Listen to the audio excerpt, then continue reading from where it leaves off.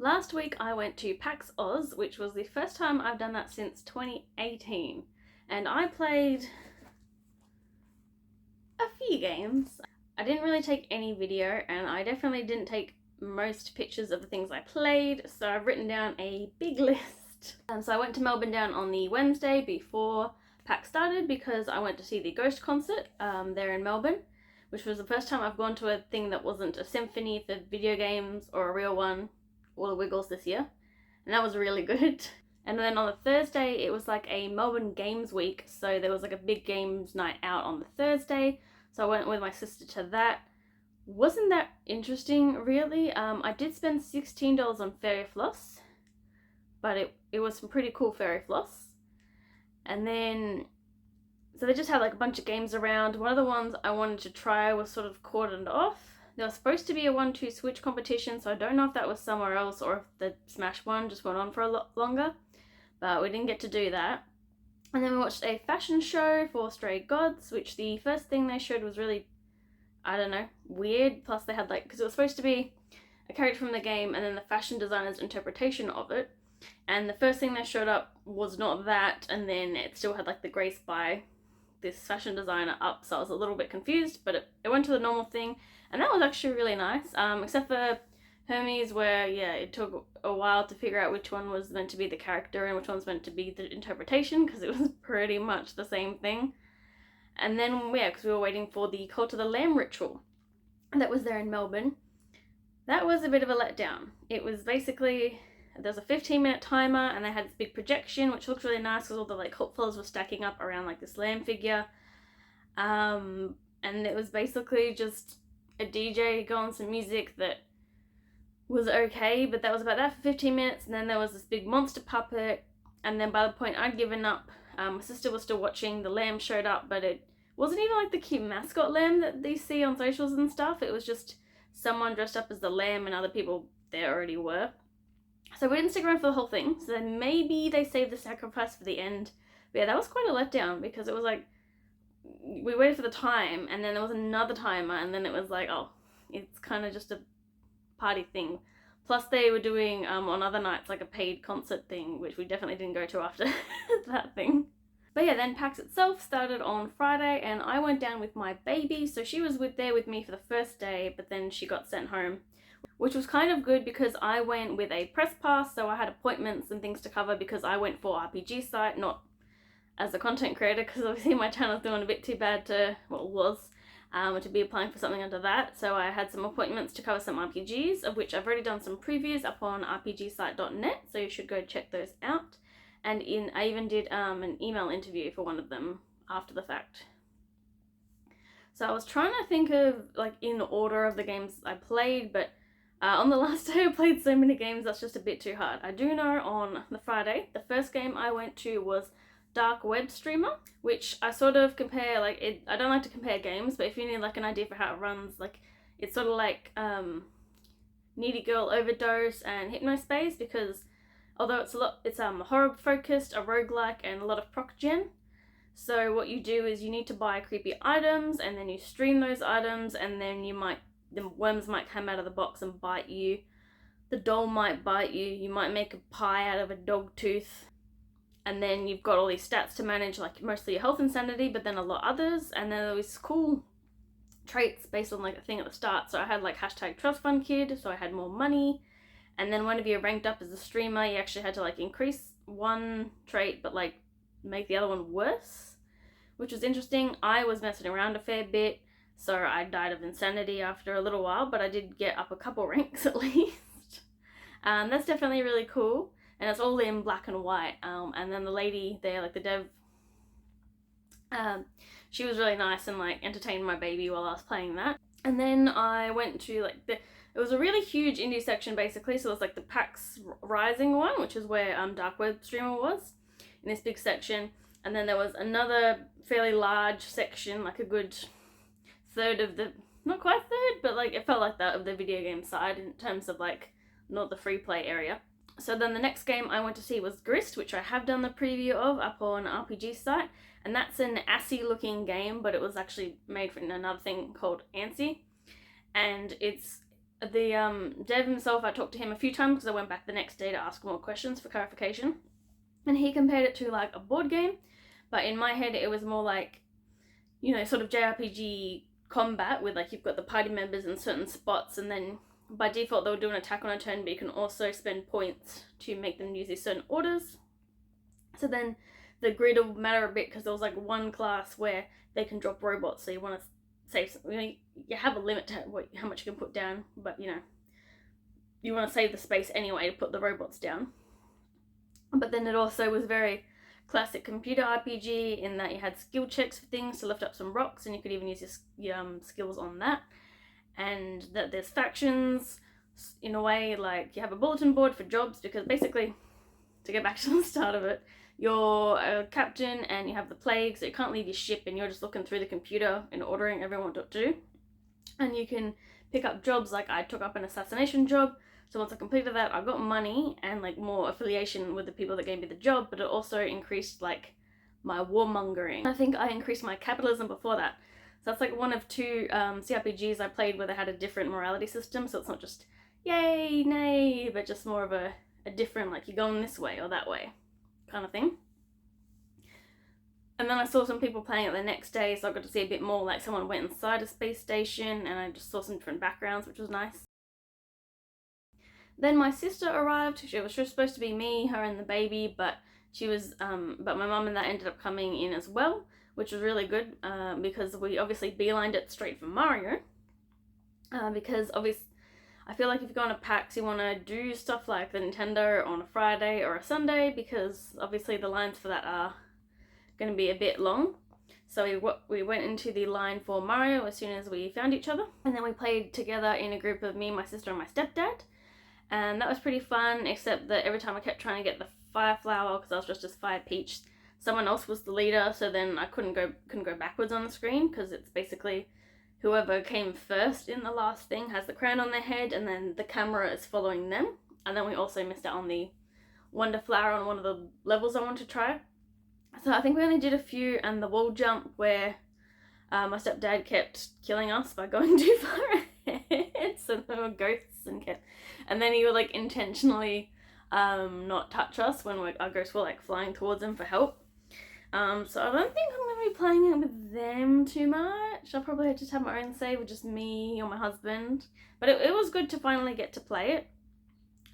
Especially my baby really likes watching the gameplay previews. Although based on that, she'll not give a single care when I'm actually playing, like she did with Fire Emblem. But it was good to actually try it out for myself.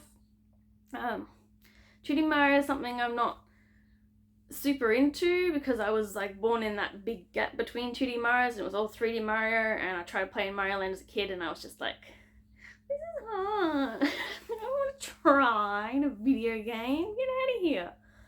So hopefully this will be the one to get me in. I have gotten into 2D platformers a bit more lately. Two of which are really good, and I need to get back into, which was the Curse Crackers and Gunbrella. They were really fun. I think that's sort of what I don't like about Mario, that you have to land on the heads. I'm not very good at that. But it was good to play, and yeah, Nintendo had this huge section, so they had the big bit with Mario, and you know, multiple people could play together on the TVs, and that was what the main line was for. They also had the Pokemon DLC, which we went and did because you get some pins for that. I haven't bought the DLC myself because it actually costs more than what I paid for the game. And yeah, I just casually went through it, and I beat the GQ fight. One hit knocked out every Pokemon pretty easily. I think you're a bit over leveled for it. And it's just on a timer, basically. You can go wherever in it at the start. And man, people weren't joking when they said the amount of talking that was in it, because like I'm just sort of skimming it, but it was like beep beep beep beep beep. But yeah, we gave that a go. And then besides from that, they had Detective Pikachu, and they were giving these out everywhere because it came out that day, the Friday. But I didn't play that because I ended up picking up a review code on the Saturday, so that'll be something that'll be up on here eventually.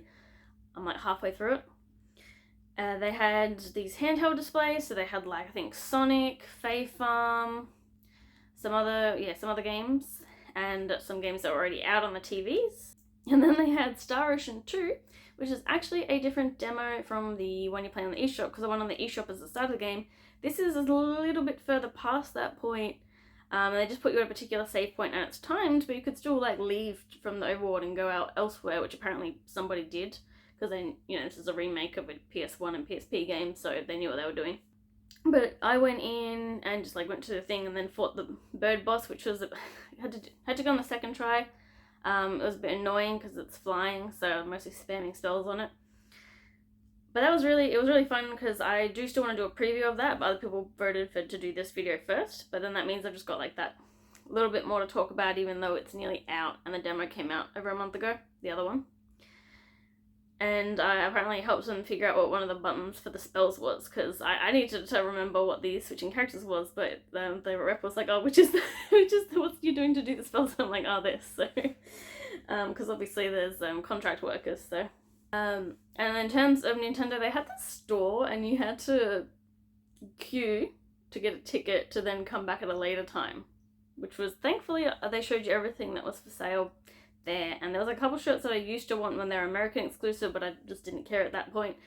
So I didn't bother because I had most of the things that I wanted, or I could just pay the extra to get them with postage. And they had the Nintendo check-in at a separate point, which I wish I'd sort of looked more at, because my daughter was only with me the first day and I was dressed as Fire Peach and she was in like overalls and a red top to be Mario, and it would have been nice to get the pictures in front of the photo taking spot with her. She did get to see the mascot Mario, like the Mario and Luigi, which she apparently really liked, but only the photos I got of her were her looking really tired because she desperately needed a nap. And yeah, I was going to go in order, but I think I did also play one other thing at the Nintendo thing on the other days, so I'll talk about that first. Prince of Persia, the 2D platformer game that's coming out in January. I really like it, and I wasn't expecting that. Again, I'm not super into 2D platformers all the time, but this was really fun and very fast, which is funny because I know the original Prince of Persia games were like cinematic platformers, so they were super slow. And I did bug it out the first time I played it on the Saturday. I got stuck in the jump animation, so I could do everything but jump, which wasn't any good. So I just left that time because I had appointments to go to. But the Sunday I went and played it, and I got a fair bit further, though obviously I didn't get up to the boss. If you look up, someone's got like the whole demo gameplay from a while ago, so it must have been shown somewhere else. Like you can find that there. I think it's different from the IGN preview because their footage is elsewhere, unless they were couldn't show it, but someone has a half-an-hour video, and that's like everything that people could play if they were fast enough. And so some people would come back to try and get to the boss, because I don't think you need to fight all the enemies, but I was. And yeah, it's got I think the parry system might be a bit annoying, because they do the thing where they glow a certain color and then you parry at the right time, it does a big swoosh fancy attack, and that might get a bit tiring if you keep getting it right. But yeah, just the movement the movement was really nice. There was a section where I'm like wall jumping at the right times to avoid the spikes, and just like you had to keep going because there was just all these traps and you couldn't stop or you'd get hit. So yeah, that was something I wasn't expecting to like at all, and yeah, now I'm pretty much sold on it and I'm definitely going to get it. Unfortunately, can't do anything about the fact that the protagonist looks like a boy, but yeah, it just I wasn't expecting to like it, and I did. So I think out of the few 2D platformers I played there, that's definitely my number one pick. I did actually play the Sonic Superstars demo, because Sega had the Manny for like the Like Dragon Gaiden there, but I didn't bother queuing up for that. And Sonic Superstars, I was disappointed that they didn't have Persona 5 Tactica at all. Like, I know that's already been covered, but I just wanted to play it a little bit. But they had Sonic, and I've never really played Sonic games. I guess I feel the same way some people do about the first Bubsies, where it's like you're going too fast. I don't know where I'm meant to be going, and then I'm running into stuff because of how fast things are going and not seeing things. But that was only single player demo, which is kind of disappointing because it's like a multiplayer game. So I thought I could go in, and again that was just a timed one starting from the start.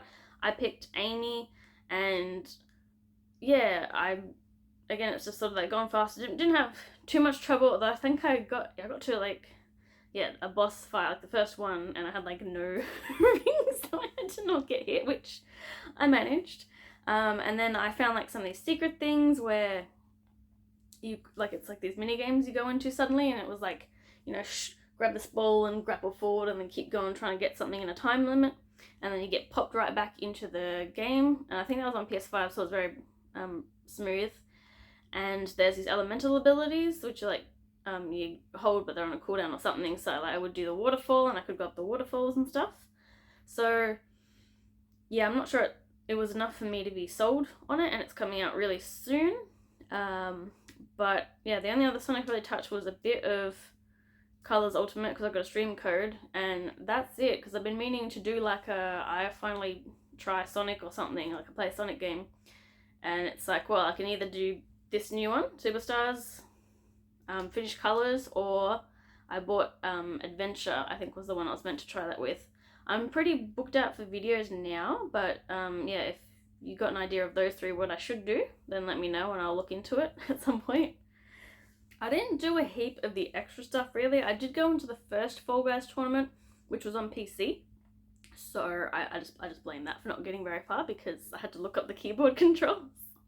It was really sad though because the person next to me won the first, like the practice round, and then got eliminated in the first match of like, or first I don't know the terminology, like he won the first show and then got eliminated in the first round of the actual one that mattered towards winning, which was a bit sad. But I couldn't stick around because Mum was looking after the baby for me, and I had to like check in early, so I've been gone for a while. I think one of the other ones I did that day, the Friday, was Anvil Heart, which I didn't get too much of an idea of because it was pretty short. It seems to be mostly like a visual novel, but then you've got this forging mechanic, and it was basically I'd agreed to take someone's, you know, that like medieval thing where like it's trial by combat and then you take someone's place as a stand-in. So I was just, yeah, it was like the setup for that and then the tutorial for crafting. So I didn't see if there was much in terms of the combat, or it was just based on how your forging went.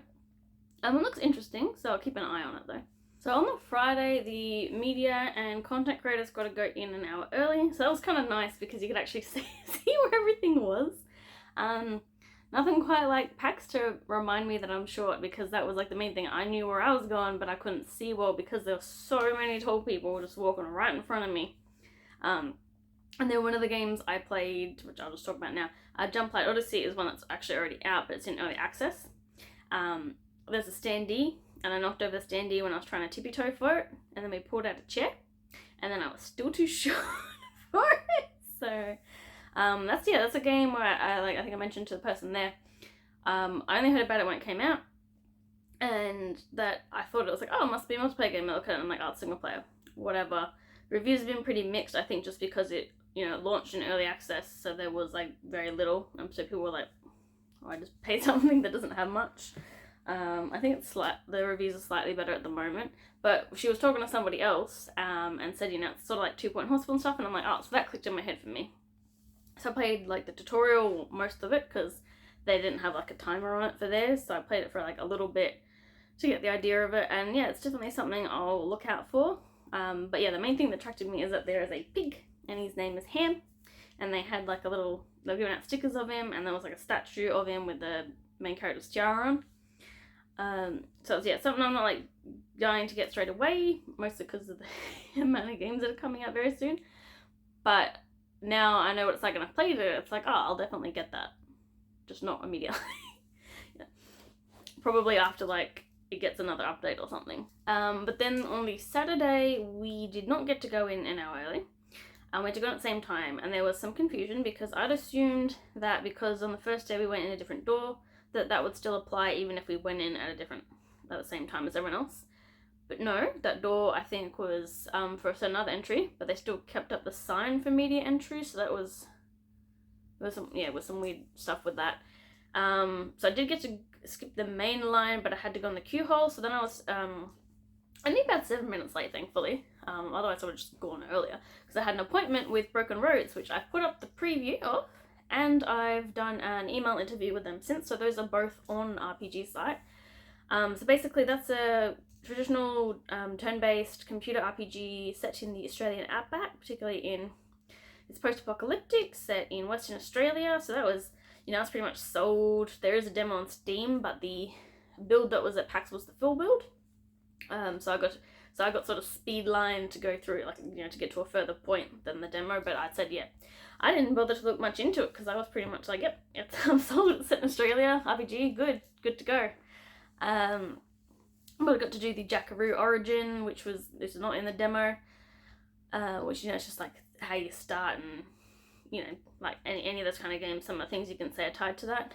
What are they were the one that had the other moral thing where it was on this compass and you do a quiz at the start and you've got this little radar, so you can't, it's like Machiavellian, utilitarian, humanist, and maybe individual, something else like that. So you can't pick, you know, this bad thing and then immediately the good thing if they're not right next to each other, and you've got like this little arc based on what you've said and done, and that'll like influence what choices you can actually make based on that. And one of the other little things I noticed that was neat was say you know, Baldur's Gate 3, you've got to roll the dice to pass a certain skill check or whatever, but this, it was like, if you pass the skill for a conversation thing just by your points, it'd just be there as an option. You could just click on it. So that was really cool, and I like how it looks. And yeah, again, I didn't look into the gameplay much, so when it was like fully turn-based, I'm pretty glad about that too, because like I said, some of the older computer RPGs are like this, they're semi-real-time, but they're not really real-time, so it's a bit confusing. But that's coming out pretty soon. It's coming out November 17th on PC and Xbox, with Switch and PlayStation to come later. Then I went to the Yu-Gi-Oh booth because they had a lot of Southeast Asian games up there. And two of the ones I wanted to see were, couldn't make it there. I think they wanted a bit bigger space and they couldn't get that done in time. So I played a little bit of Dev Data, which is an RPG, but it's pretty early on in development, so I'm not like covering it for RPG site because there just wasn't much to say. It was like fighting the same exact enemies and stuff repeatedly. And then I played Until Then, which is a visual novel with a lot of them are doing it this nice style where it's pixel art characters, and then it's got like sort of semi-low poly backgrounds, like it's still detailed, but it makes it sort of look diorama-ish, which is nice. And that crashed on me, I think just before it was getting good, or it timed out, I'm not sure, but at that point I'm not like spamming through it again. But that was fun. It had like a bit where they're school kids and they're doing a presentation, so I was like, you know, putting memes or, you know, putting the actual work, so, but I'm not sure if that one actually mattered too much based on stuff that happens through. But I was annoyed that it cut off before it got good. But yeah, I'll be keeping an eye on that one. I also played another visual novel I played was Shelf Life. I played that, I think, on the Friday. And that had semi-similar look, but different. I think it was illustrated people walking around on the pixely 3D-ish background. I'll have to double check. And then in that one, you're an art psychic. So I'm investigating an incident, and I went into my friend's painting and got to see all his feelings and stuff. So yeah, the demo for that one was quite short. We got the point across of like what you can do in that game. So I'm also looking forward to that one. That was pretty fun. There was also a booth from Code, which they were hosting a lot of Kiwi game devs, so they had like a section there. So I played Blackheart, which I've also done the preview for on RPG site, and that he said was inspired by Hades, which I noticed more so not with like the 2D action illustrated, but the you could give gifts to people. Not that I had anything I could give to them, but you've got the home base of the castle, and that was a possibility. Basically, your family sucks and a certain type of magic is banned, so you of course come across that magic and start using it. And yeah, I only started off with like one spell, but then further on, because it was obviously pretty much the start of the game, but the intro would have been cut out. And then once I realised, I was informed that I could do the dodge thing well in combat, then I did a lot better. Like, I got up to the boss, which he said I was the first one that got up to the boss, but it might have also been because I had an appointment, so I was sort of prioritised. And so I didn't. And then I actually caused a few bugs while I was at PAX. The boss fight was just lagging out really bad, so they had to reset it. I didn't end up beating it. Mostly I was just kept getting hit by the same attack. And there was someone behind me at that point, so I'm like, I wanted to let other people play the game. Like, I'd gotten up to that point, I had enough to write about it. And, you know, if it's a demo that doesn't carry a save over, what's the point? I've got to beat it again later. But yeah, I'm keeping an eye out on that one, because that looks pretty interesting too. And also there I played Warrior Chef, which is Because there were some games where I'm like, there was about 3 sort of warrior cook games, except one of them didn't make it.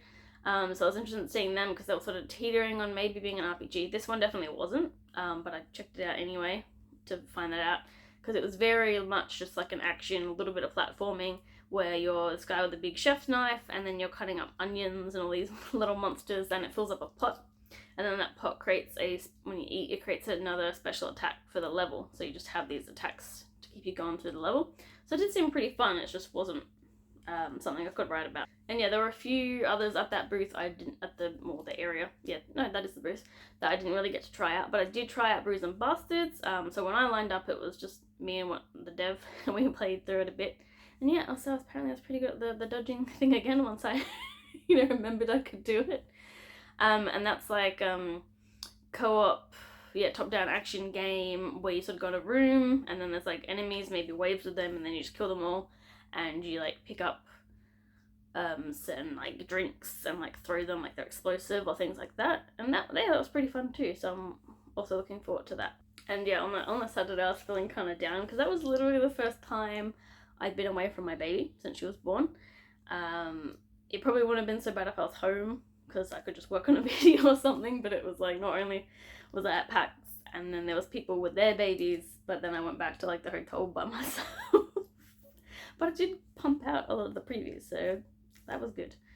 Yeah, again, I can't quite remember what days I did some of these things, but I do know Sunday, because Saturday I kind of wasted time. I didn't look around. I didn't want to like wait behind people for ages for the game, because there was a few games on my just for my own sake to look at for fun. I didn't want to wait for ages, which I should have just done because it's not that ages, but I've got most of it all, like a bunch extra, like the ones I want to see and a bunch extra in on the Sunday.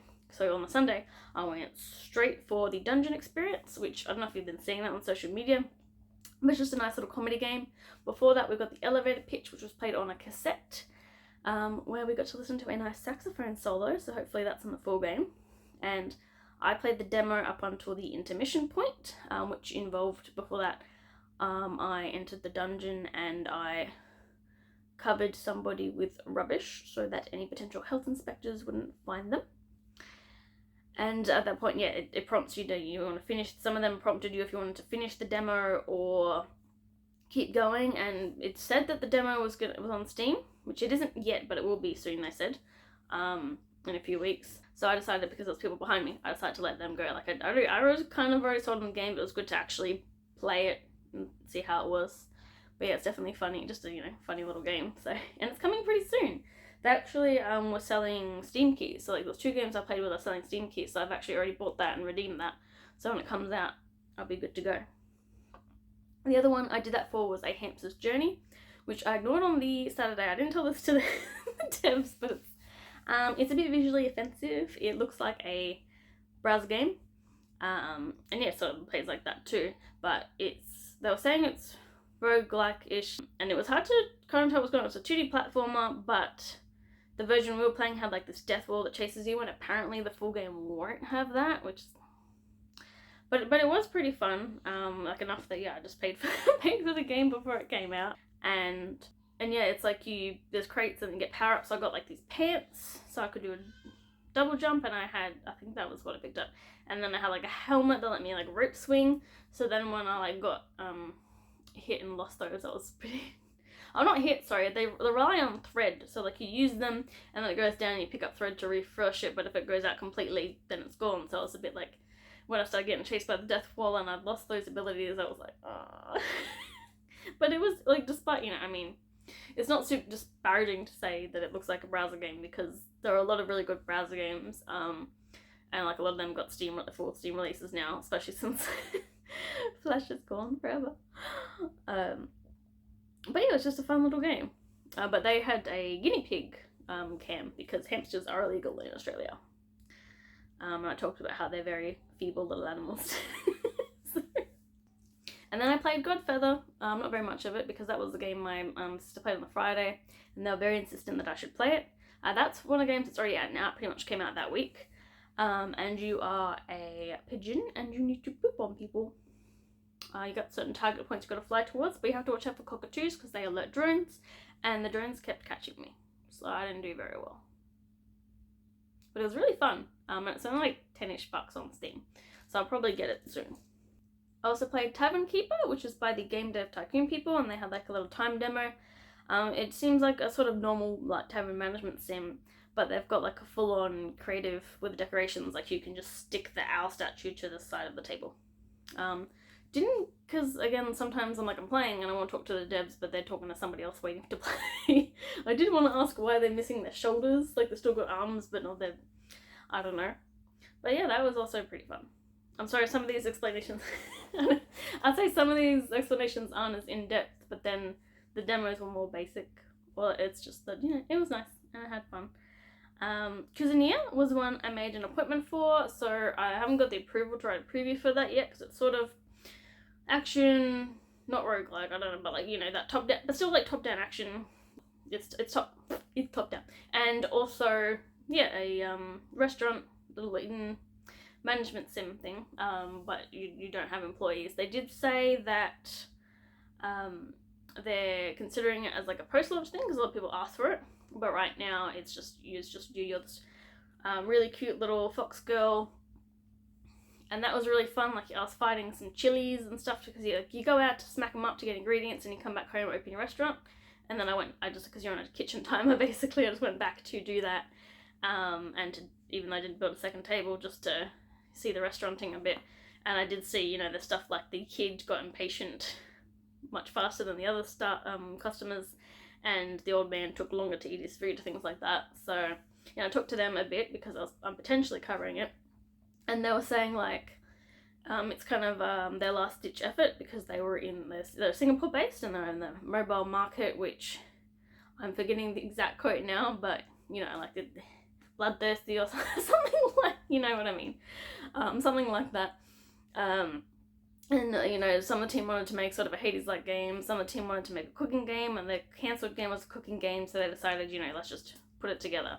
And you can really see their experience in like just the visual design. Everything was super cute, and it's being published by Marvelous, which I hope will make it do well. It's coming out on PC pretty soon, I think early next month. And yeah, I'm definitely really looking forward to that one, so I'm not sure if I'll wait for the Switch port or not. But that one's definitely one you should check out. There's a bunch of panels I wanted to go to on the Sunday, but one was like conflicting with another one, so I walked out of it after a bit. I was like, I gave it, a third of the panel, because the Plucky Squire had an exclusive preview where this guy's name, you talked about their idea, the conception of it, how they were working on it, all that things, and then we got to see a bunch of stuff like the mini games and things like that, like a lot more of the gameplay, which was really, really cool. And I asked a question just about the inspiration. I wanted to comment just to being like, oh, have you seen like RPG Time? Because it's like it's got the book part in the book part, but not quite the same outside the book stuff that they have. But I don't really, it's supposed to be questions, so I just asked if you had any inspirations and didn't mention it at all, even though that's what I meant to do. I was meant to be like, oh, hey, you should check out this other game that did this vague thing similar to your game, but not quite. But I didn't do that. What I should have done is ask the person in front of me where they got their hat from, because it was a gingham bucket hat with bob-ombs on the back. So, should have done that.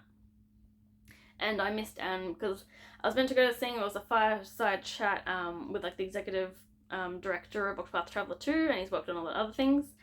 But I was absolutely dying and I had to go spend all my money on con food, unfortunately. But my uncle Chris Thorne was there as press as well, and he was waiting to get a signature. So I hung out with him while we did that. He was getting interviewed for quite a while, and then he got ambushed for signatures. Unfortunately, yeah, that was only announced like a week before PAX, so I didn't think about it at all. I do have like a signed copy of Octopath Traveler 2, but not with his signature, so yeah, I feel really bad that I didn't even think to do that, really. There was like a lot of music stuff on, but most of the stuff I want to go to was on the Friday night, which is when I was playing like double babysitting duty, so I didn't get to do that. And yeah, on the Saturday I went straight home, and there was not really much on the Sunday night. There was a lot of things that I just forgot to go to, or there was a Pikmin thing, but I didn't update my game because I didn't realize there was an update. So I'm mostly stuck on the expo floor, especially Sunday. So this is how like I played so many more games, and I like just went around and just had a look at the things that hadn't caught my eye immediately, like Ricochet Radio. That one, I think the demo is out, and it's like more than 4 players actually, I think. But yeah, basically little funny looking cowboys, 2D. You're like shooting each other, and the bullets go because like they ricochet everywhere. That's the point. But you can also knife, so a lot of us were trying to knife each other instead immediately. And then you're like, out of combat for a few seconds, but you drop in until the round's over. So it was like a little bit reminiscent of Doug game, but not quite the same because it's just it's a timer rather than till everyone's dead, because that would be very, very, very, very quick in that game.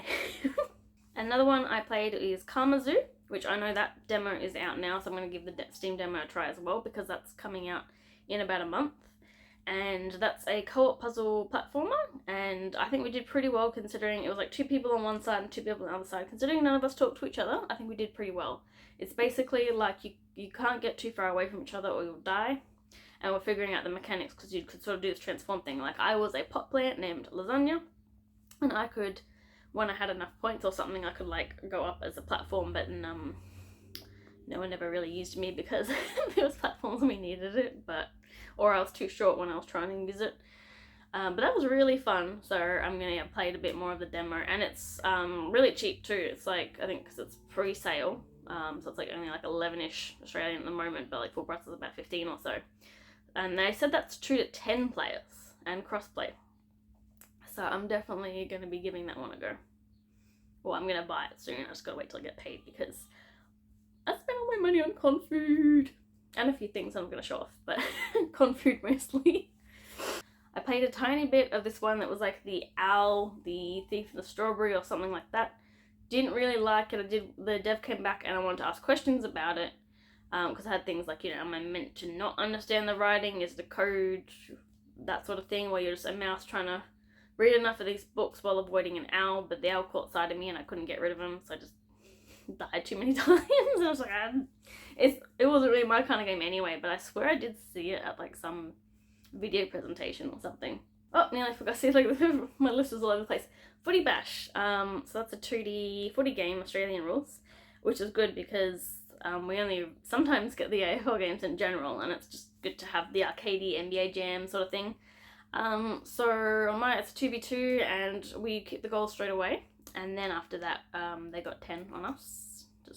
I don't play a lot of sports games though, and they do the auto switching characters thing, so that was mostly what's catching me off, slash when I tried to manually switch characters I just wouldn't do it, well, some of the time, because I don't, just don't get those things. But you can punch each other, so there's a lot of rounds that started off with us just punching each other and just like, because you could punch the ball out of their hands basically.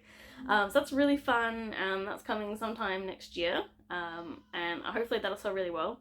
I hope maybe, I didn't tell it to them, but I was hoping maybe they could like team up and do like, get a publisher and do a physical just so it gets into the stores where kids can actually see it, because there are a lot of people still that don't, they want a game, they go to the shop and are surprised that like some games don't get this. And if I've done the thumbnail I'm thinking of, then I have clickbaited you because I did not actually play Letters to Arala. Though I did watch it a little bit, and I came to harass the devs a couple times because I asked them if they were going to mod pants into the game. But it is one of the few, there might have been some others, but aside from the Aussie game, the rules footy game, there was like 3 other Australian dev games that are set in Australia. One of them, what was the other one? Broken Roads, obviously. This and one I'll talk about a bit later. And yeah, it's just set in a little Australian island, and then I'm looking at that and seeing sort of the native trees and stuff, but with this really cute pastel thing. So despite the butts, I might get it because it's set in Australia. That's pretty much it. It's just like those cozy games where you're delivering mail to people, and depending on who you talk to and stuff, other things will unlock. So yeah. Another one I didn't get to play. Some people didn't, I don't know, when it came to lining up behind things, there was a bit of confusion because I was waiting behind someone on the right side, and then after they dropped it, someone just like cut in from the left even though I was clearly there first, and started playing it. But that's like a little town yeah, little working on town thing. But one thing I didn't know, because I didn't look at it much, was like it has some more funny themes to it, because like there's ghosts at night and things like that. So I'm gonna have a bit more of a look at that myself when I can. And I presume I have saved the best for last, unless I have to come back because I've forgotten something. But my number one pick is actually the Drifter, which is really sad because it's the one game when I was done playing with it, I wanted more. And it's the one that it doesn't really have much release date at all, because they've got a lot of art to work on, because it's all pixel art. So it's a point and click, sort of traditional adventure game, although they said the puzzles aren't too hard. There is a demo up on Steam, but the demo's from like 2019, so I don't know if it's the same one. And yeah, that was the one where I was like, oh, as soon as I actually had the headphones on, I was like, oh, it's definitely Australian because of the voice. It's like, it's voice acted. And it's a really cool premise, because it was like, you're on this train trying to sneak into town, and then you like ask a homeless guy like, how do I hop off the thing, and he's like telling you, stop it, we're gonna loop again, stop it, I don't want to like die, freaking out. And then yeah, you're like investigating this stuff, like stuff's happening, and like you're just trying to get out because your phone's dead. But then you end up tied to the bottom of a lake with your bag over your head, and you've got to try and get out of that, and you fail and you die, and then suddenly you're back where you were just moments before death, as in it's in the story, like you're looping back to just before the point of your death. So I did technically have one bit of trouble with the puzzle where I figured it out, but I needed to hold the item to my chest before I could use the hose bit in with it. But yeah, they definitely said, it's not too crazy with the, like, most things are pretty, easy to figure out. And then again, the checkpoints are kind of like when you die. And then after the fact, I realized that this game is by Powerhoof, and they did a game called Crawl, which I only recently played on my birthday last month with my friends, and I really, really liked it. So now it's like, oh, there's, like, I didn't realize they're like doing this other thing. So I'm sad because that one's not coming out for quite a while. But that one was, yeah, I was super into, and I really want to know what happens in the story. I think that's everything I played at PAX AUS. So just finish off, I'll show off everything I bought, starting with this cool top and skirt from Curious Empire. If they're a little bit cheaper, I probably would have bought more, but I spent a lot of money on a cardigan because I went down to Melbourne and it was really cold. That was a free thing. I bought this, the Samurai Punk. They were showing off one of their games, like a shooter arena game. So I got this for like $20, which is great. It's like that Roomba game where you're the, Roomba taking care of some thieves. And the manual is like the manual for the Roomba, which is awesome. This I got for completing the Shelf Life demo.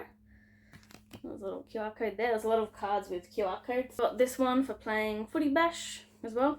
The only thing I won't be showing off is my lanyard, because I'll show a picture, but I bought a Kirby lanyard from these guys on like a little bracelet thing. Oh, I think I just found my Steam code for the hamster game, so I'm not gonna show that side of it. I'll see if that's it. I got the thing for that Pikmin Finder games, which I haven't actually tried that out yet, so I'm gonna do that. That's really fun. This was a game I saw but didn't try out. Probably had the time, but it was a cute sort of Game Boy Color looking puzzle game. Coaster from Tavern Keeper. Obviously, yeah, sort of business cards. Cuisinier postcards and stickers. So you can see some of the anime designs there that are really cool. This is one of the cool ones I didn't get to play. That one I think also has a demo now for like the next fest. This was a Go Town pickup. This was obviously these things weren't the things I bought, but Prison Bastards was interesting. It was more of a menu. Okay, I get it. That's cute. Little QR code for you. This was they were dismantling their display, so I got to take one of the displays. Do wish I could have taken some of the display of the dark web streamer, but she was probably keeping that. That would have been her stuff for permanent, because that was a really cool looking booth. I don't think my photo has much of it, but and then I've got the dungeon experience ad. This is one of the other ones I didn't get to try, but I was sort of interested in, where you're like sort of an action game where you're playing as a wombat. And then when you finish the Kamuzu demo, there was a gacha coin, And I got this, which I originally thought was a bracelet, but it is not, sadly. But I will just take the stuff off and make it a bracelet because that'll be a lot better. And it's just some of the characters you can be, like this umbrella, pearl, oyster thing, dog. But I like the look of, I like that a fair bit. Also from the Curious Empire, I bought this Kiki's like bread wreath keychain. I decided the keychain over the pin because I got a lot of pins, which I'm about to show. But I don't work at the video game store anymore, so I have nowhere to wear pins. Except, I guess the next time I go to PAX. I'm not 100, that's one thing, I'm not 100% sure I'm going to go next year just because baby will be even older.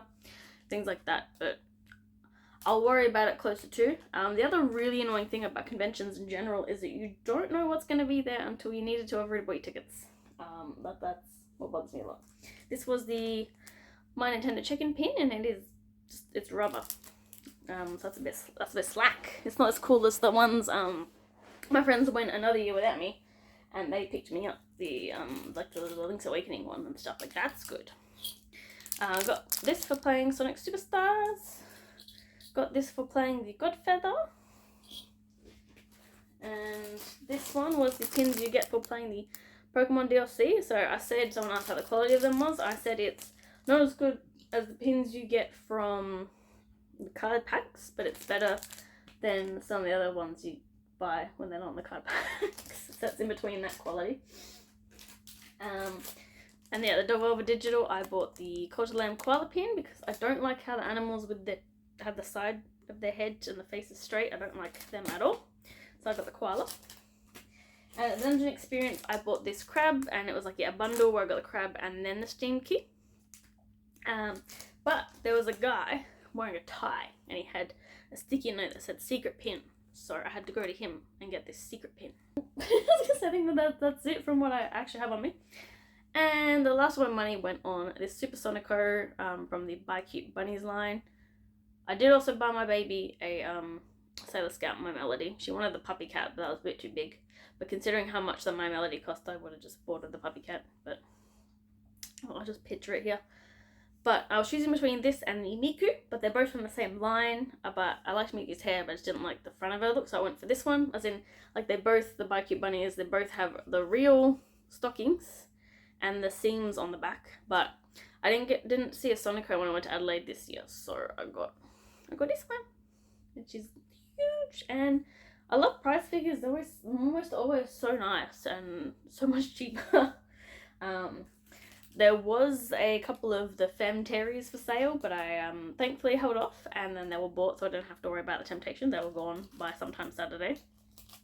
There was also a Sanchi booth, which was good because, you know, well, they were pretty expensive because, you know, the American dollar thing, but also but it was good to see some stuff and not have to pay postage for it. So I got this Catherine sticker and this Catherine pin. And I hate Morgana, as you can tell by the fact that I got a pin of him as a lucky cat. It's super cute. I really like that. But yeah, I think that's everything from what I've regathered here. So yeah, I'll put a link to the things that I have previewed on RPG site, like in the description, so you can click on the individual things and the interview and stuff so far. But yeah, it was a really good time. I forgot to mention, so I had access to the media room, and I don't have a laptop, so I used like this and a tiny mouse with my phone, and it was on my makeshift laptop. I didn't get to catch up with quite everyone that I expected to, because we're all sort of just doing our different things. And again, I feel like I sort of didn't, you know, do a lot of the extra stuff, but I also played a heap of games this time. I wasn't like, because most of the Nintendo stuff I didn't have to wait for, other than the Pokemon DLC and Mario, and I did it the first day, so that was good. But yeah, thanks if you watched this far, because it's not quite going to be an hour long, but we're sitting at 54 minutes when I'm saying goodbye, so it'll be a bit less than that, but thanks, bye!